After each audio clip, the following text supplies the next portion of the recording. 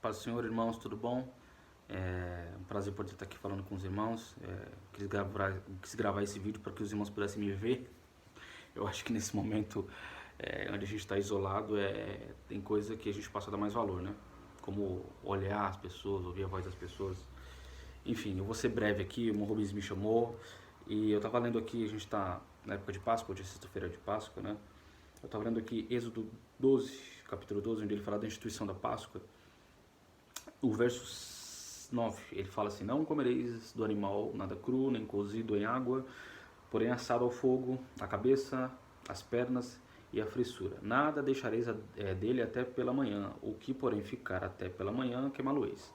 Desta maneira comereis: lombos cingidos, sandálias nos pés e cajado na mão. Comê-lo-eis à pressa, é Páscoa do Senhor. Porque naquela noite passarei pela terra do Egito e ferirei na terra do Egito todos os primogênitos, desde os homens até os animais. Executarei juízo sobre todos os deuses do Egito. Eu sou o Senhor. Eu pulo aqui para 1 Coríntios, capítulo 5, no verso 6. Paulo está falando para a igreja de Corinto a respeito de algumas atitudes erradas. Ele estava exortando, repreendendo. Ele fala assim: não é boa a vossa jactância.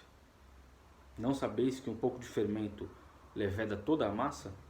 Lançai fora o velho fermento, para que sejais nova massa, como sois de fato, sem fermento. Pois também Cristo, nosso Cordeiro Pascal, foi imolado.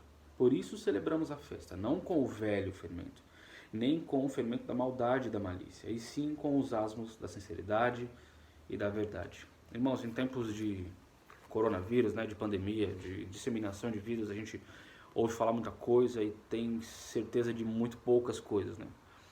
E a única certeza que a gente tem é que a gente sempre teve, que é de Cristo Jesus, e é o que Ele tem nos guardado e nos sustentado. A gente não tem certeza de economia, a gente não tem certeza sobre vacina, sobre o que o governo federal vai fazer, o governo estadual, a gente não tem certeza de nada. A nossa certeza está em Cristo Jesus.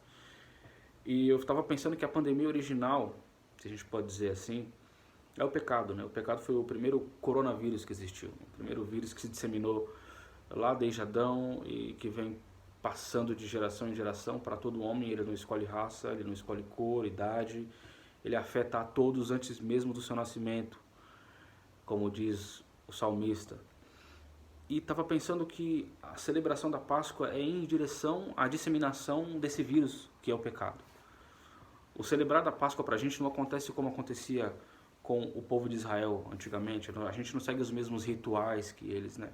Nós vivemos na era da graça de Jesus, mas a gente ainda celebra essa memória, só que essa celebração ela é permanente, ela não se reserva para abril, né?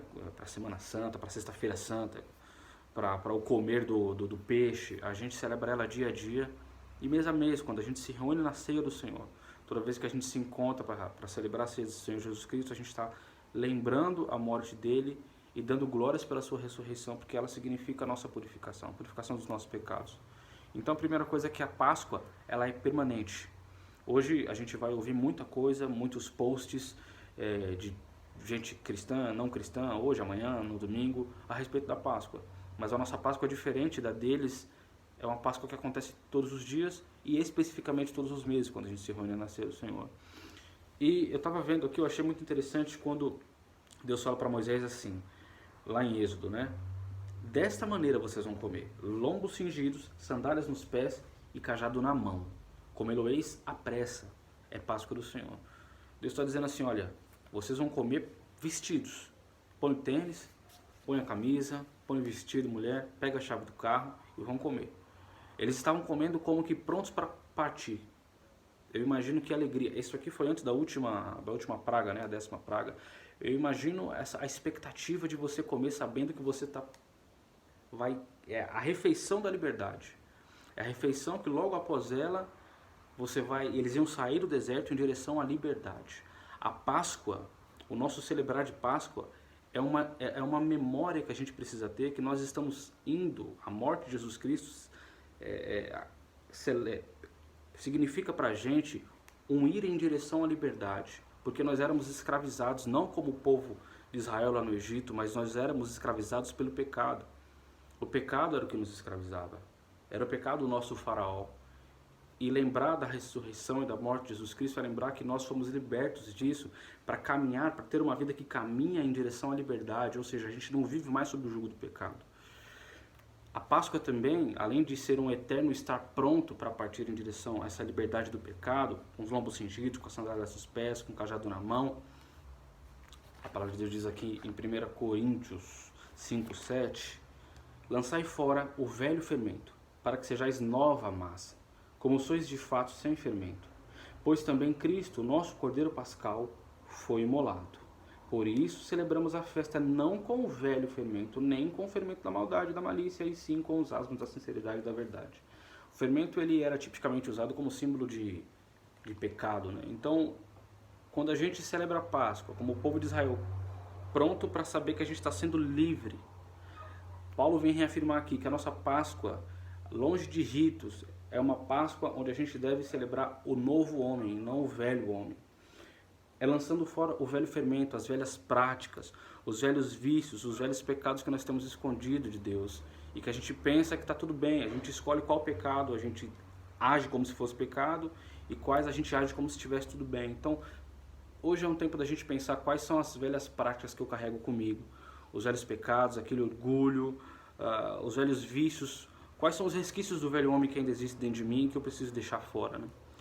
É interessante a gente pensar que é tempo de distanciamento social, né? Mas eu ouso dizer que é tempo de a gente lembrar, e posso usar a analogia de que é tempo de distanciamento espiritual no sentido de se distanciar dos pecados, se distanciar do pecado como um todo, de tudo aquilo que nos afasta de Deus.